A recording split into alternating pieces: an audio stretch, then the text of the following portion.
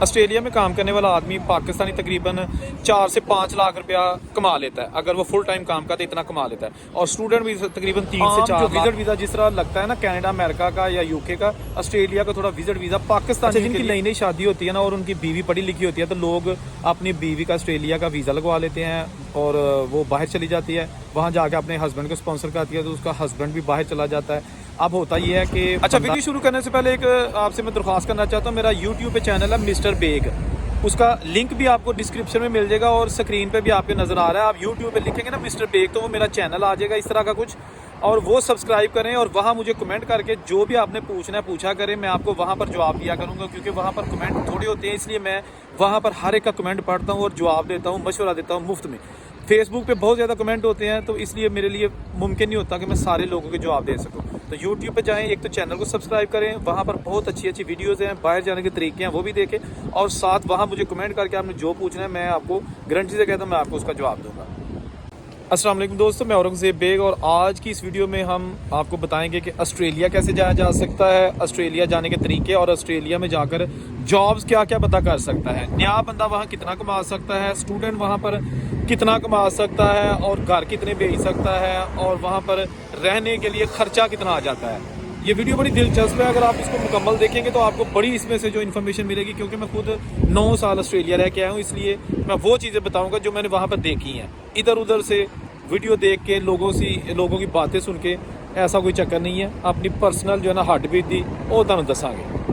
اچھا, آسٹریلیا بہت بڑا ملک ہے, اس کے ساتھ کسی ملک کی کوئی سرحد نہیں لگتی, یہ جزیرہ ہے بہت بڑا, اور اس کے جو بڑے شہر ہیں وہ سارے آسٹریلیا کے چاروں طرف جو ملک ہے نا کنارے ہیں نا وہاں پر آباد ہیں, جیسے سڈنی, میلبرن, پرتھ, ایڈلیڈ اور برسبن, یہ سارے سمندروں پہ جو ہے نا وہ آباد ہیں, اور اس کے درمیان بہت سارا ایریا بھی خالی ہے. ٹھیک ہے جی, تو بات کریں گے کہ وہاں پر جو پاکستانی کمیونٹی ہے تقریباً 1 لاکھ کے قریب جو ہے نا سڈنی میں کمیونٹی پاکستانی ہو چکی ہے, اور بہت سارے اسٹوڈنٹس ہیں اور پڑھے لکھے لوگ ہیں جو آسٹریلیا میں موجود ہیں, کیونکہ وہاں پر غیر قانونی جانے کے طریقے نہ ہونے کے برابر ہیں. آپ وہاں پر ڈنکی لگا کے نہیں جا سکتے کیونکہ انہوں نے بہت سختی کر رکھی ہے, اور دوسرا وہ بہت دور ہے, سمندر کا رستہ بہت زیادہ ہے, اس میں پانی ہی پانی ہے چاروں طرف, لیکن اس کے باوجود پہلے سے کچھ لوگ وہاں پہ موجود ہیں جو ڈنکی لگا کے گئے تھے. خیر ابھی بات کریں گے کیونکہ ہمیشہ میں بات کرتا ہوں لیگل طریقوں سے جانے کی. ٹھیک ہے جی, تو سب سے جو آسان طریقہ ہے اور جو لوگ آزماتے ہیں وہ اسٹوڈنٹ یعنی کہ study visa. Study visa Australia کا دوسرے ملکوں کی نسبت تھوڑا آسانی سے مل جاتا ہے, لیکن اس کے لیے شرائط ہوتی ہیں, آئلٹس کرنا ہوتا ہے, آپ کی تعلیم کم از کم ایف اے ہو, ایف ایس سی ہو یا اس سے بھی زیادہ ہو, لیکن تعلیم کے بعد زیادہ گیپ نہیں آنا چاہیے. مطلب آپ نے اگر 2015 میں جو ہے نا وہ اپنا یہ کیا اس کے بعد کچھ بھی نہیں کیا تو پھر آپ 2024 میں ایڈمیشن لیں گے, تو یہ چیزیں تھوڑی سی آپ کو دیکھنی پڑیں گی, وہ گیپ کور کرنا پڑے گا.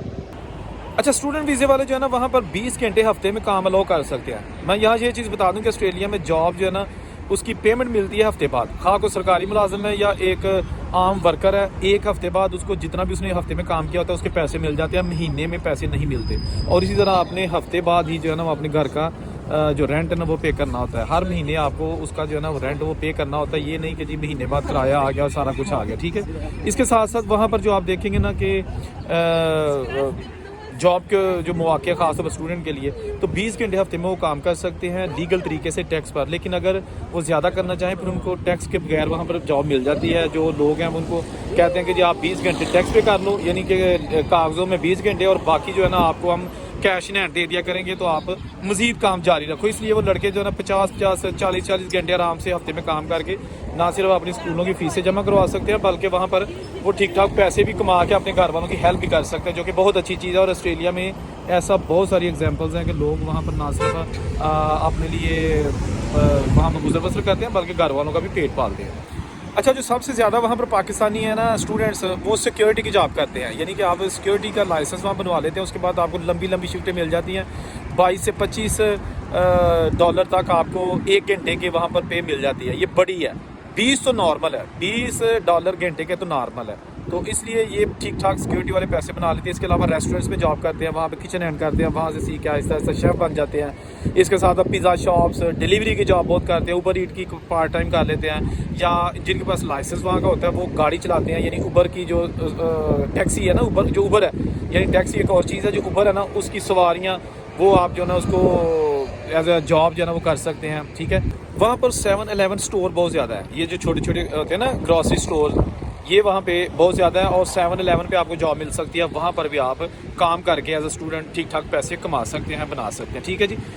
اس کے ساتھ ساتھ اگر آپ نے اسٹڈی ویزا اپلائی کرنا ہے تو بہت ساری اچھی اچھی یونیورسٹیز ہیں. میں ایک آپ کو ٹپس دوں گا کہ آپ کوشش کریں کہ جب آپ نے اسٹوڈنٹ ویزا اپلائی کرنا ہے تو کم سے کم کسی اچھی یونیورسٹی کا ایڈمیشن لیں. اور پیسے اس کے زیادہ ہوں گے ایڈمیشن کے, لیکن ایمبیسی ویزا جو ہے نا اس کو دے گی کہ یہ بندہ جینوئن اسٹوڈنٹ ہے اور وہاں پر اسٹڈی کرنے جا رہا ہے. یہ نہیں ہوگا کہ کسی نارمل سے کالج میں جا رہا ہے, کیونکہ نارمل کالج آسٹریلیا میں وہ آپ کو داخلہ بھی دے دیتے ہیں, لیکن وہاں آپ نہ بھی جائیں نا تو وہ آپ کو ڈگری دے دیتے ہیں, ڈپلوما دے دیتے ہیں. لیکن اس لیے پھر آپ جو ہے نا ایمبیسی ایسی جو یونیورسٹیز اور چھوٹے کالجز ہیں نا ان کے اسٹوڈنٹس کو جو ہے نا وہ ویزا نہیں دیتے. وہ آبجیکشن لگا دیتے ہیں کہ جی یہ بس پیسے کمانے وہاں جا رہا ہے, پڑھنے نہیں جا رہا. اچھا, آسٹریلیا کا جو اسٹڈی ویزا ہوتا ہے نا وہ اس کے لیے بڑی سخت شرائط ہے. وہ اتنا آسانی سے نہیں ملتا, لیکن مل جاتا ہے, وہ بھی لوگوں کو ملتا ہے. بعض کیسز میں جو کسی کو اسپانسر کر رہا ہوتا ہے نا اس کا کوئی بھائی ہوتا ہے یا کوئی فیملی ہوتی ہے آسٹریلیا میں, وہ بانڈ رکھتی ہے, بانڈ منی رکھتی ہے ایمبیسی کے پاس کہ جی ہمارا یہ جو ریلیٹیو آ رہا ہے یہ ہمارے کچھ پیسے آپ کے پاس رکھتے ہیں کہ اگر وہ واپس نہیں جائے گا, یہاں رہ جائے گا, اسکپ ہو جائے گا, تو یہ پیسے آپ رکھ لیجیے گا. ٹھیک ہے, یہ بانڈ منی تک دینا پڑتی ہے. تو یہ بڑے کیسز ایسے ہوتے ہیں, سختی ہے. عام جو وزٹ ویزا جس طرح لگتا ہے نا کینیڈا امریکہ کا یا یو کے کا, آسٹریلیا کا تھوڑا وزٹ ویزا پاکستانیوں کے لیے مشکل ہے. بیسیکلی آسٹریلیا ایک بہت بڑا ٹورسٹ کنٹری ہے, وہاں پر لوگ پوری دنیا سے جاتے ہیں چھٹیاں منانے, سیر کرنے. لیکن پاکستانی جو ہے نا وہ یا انڈین, ان کے لیے جو ٹورسٹ ویزا ہے نا وہ تھوڑا سخت ہے, لیکن مل جاتا ہے. کیونکہ بہت سارے لوگ کیا کرتے ہیں وہاں جا کے سلپ ہو جاتے ہیں اور واپس نہیں آتے, اسائلم کر لیتے ہیں. اسائلم کا یہ ہوتا ہے کہ جب آپ اسائلم وہاں پہ کرتے ہیں تو آپ کو جب تک آپ کے کیس کا فیصلہ نہیں ہوتا آپ کو ورک رائٹ مل جاتے ہیں, آپ کو قانونی حیثیت مل جاتی ہے. کیس کا آپ کا جھوٹا بھی ہو لیکن وہ فیصلہ بھی نہیں ہوا, اس لیے وہ آپ کو سچا ہی سمجھیں گے. آپ کو میڈیکل کی سہولتیں مل جاتی ہیں, ورک رائٹ مل جاتا ہے, آپ جاب کر سکتے ہیں. وہاں پہ آپ کو کوئی پکڑ نہیں سکتا, کوئی ڈیپورٹ نہیں کر سکتا. جب آپ کا کیس ختم ہوتا ہے پھر آپ کو اپیل کا حق دیا جاتا ہے, اس کے بعد وہ بھی آپ کا ختم ہو جاتا ہے, پھر آپ کو عدالتوں سے رجوع کرنا پڑتا ہے. یعنی 4-5 سال لوگ نکال لیتے ہیں اپیلوں میں جو ہے نا وہ جا کے, اور کام کرتے رہتے ہیں, وہ لیگل ہوتا ہے. اس کے بعد لوگ پھر جیسے بھی واپس آ جاتے ہیں. اچھا, دیگر ملکوں کی طرح اگر آپ اسٹوڈنٹ ہیں اور آپ آسٹریلیا چلے جاتے ہیں, آپ کی بیوی پاکستان میں, تو آپ اس کو بھی بلا سکتے ہیں, اور وہ بیوی جب جائے گی تو وہ اسٹوڈنٹ نہیں ہوگی بلکہ وہ فل ٹائم کام کر سکتی ہے. تو آپ اسٹڈی کریں, بیوی کام کر سکتی ہے. یا آپ لڑکی ہیں اور آپ شادی شدہ ہیں, آپ اسٹوڈنٹ ویزے پہ آسٹریلیا چلی جاتی ہیں, تو آپ کا ہسبینڈ پاکستان میں ہے, تو آپ ہسبینڈ کو بلا سکتی ہیں. ہسبینڈ آپ کا شوہر جو ہے نا وہاں چلا جائے گا اور وہ فل ٹائم ورک اس کو کرنے کی اجازت ہوگی. تو آپ اسٹڈی کریں, بچے ہیں تو بچوں کو سنبھالیں, اور آپ کا میاں جو ہے نا وہ مکمل طور پر پوری طرح 24 گھنٹے کام کرنے کا اہل ہوگا اور وہ کر سکتا ہے. ٹھیک ہے جی. آسٹریلیا میں کام کرنے والا آدمی پاکستانی تقریباً 4 سے 5 لاکھ روپیہ کما لیتا ہے. اگر وہ فل ٹائم کام کرتا ہے اتنا کما لیتا ہے. اور اسٹوڈنٹ بھی تقریباً 3 سے 4 لاکھ روپیہ آرام سے کما سکتا ہے اگر وہ مہندی لڑکا ہے. ٹھیک ہے جی. تو بعض لوگ ایسے کرتے ہیں کہ ان کی 4 لاکھ روپیہ تقریباً پاکستانی بنا لیتے ہیں, اس کے بعد وہ پارٹ ٹائم کر لیتے ہیں, اوبر کار چلا لیتے ہیں, اس سے بھی ان کا ٹھیک ٹھاک پیسہ خرچہ نکل آتا ہے. تو وہاں پر پیسے جو ہے نا وہ بندہ بڑے کما سکتا ہے اگر کوئی کمانے والا ہو تو. ٹھیک ہے جی. اچھا, جن کی نئی شادی ہوتی ہے نا اور ان کی بیوی پڑھی لکھی ہوتی ہے, تو لوگ اپنی بیوی کا آسٹریلیا کا ویزا لگوا لیتے ہیں اور وہ باہر چلی جاتی ہے, وہاں جا کے اپنے ہسبینڈ کو اسپانسر کرتی ہے, تو اس کا ہسبینڈ بھی باہر چلا جاتا ہے.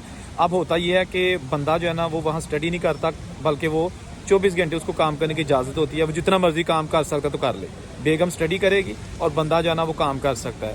تو یہ ایک اپرچونیٹی ہے کہ اگر آپ کی بیوی پڑھی لکھی ہے, ینگ ہیں آپ لوگ, اور بیوی کو باہر بھجوائیں اور اس کے ساتھ پھر بعد میں خود بھی چلے جائیں. یا اگر آپ فار ایگزامپل آپ ہسبینڈ ہیں, آپ وہاں پہ اسٹڈی ویزے پہ جاتے ہیں, تو آپ اپنی بیوی کو بھی بلا سکتے ہیں, اور بیوی بھی پورے اس کو ورک رائٹس ہوں گے اور وہ وہاں کام کر سکتے ہیں. تو بہت سارے لوگ ایسے ہیں جو یہ طریقہ بھی آزماتے ہیں کہ جناب بیگم اگر پڑھی لکھی ہے تو اس کو پہلے اسٹڈی ویزے پہ باہر بھجوا دو, اور وہ جا کے آپ کو اسپانسر کر دے گی اور آپ بھی وہاں پہ چلے جائیں گے. اس طرح پھر اگلا پروسیس شروع ہو جائے گا. تو یہ تھی دوستو آسٹریلیا کے حوالے سے چھوٹی سی معلوماتی ویڈیو. اگر میں زیادہ لمبی ویڈیو بناؤں تو لوگ کہتے ہیں جی بہت لمبی ویڈیو ہے, تو اس لیے میں کوشش کرتا ہوں کہ جتنی انفارمیشن میں ایک ویڈیو میں دے سکوں دوں.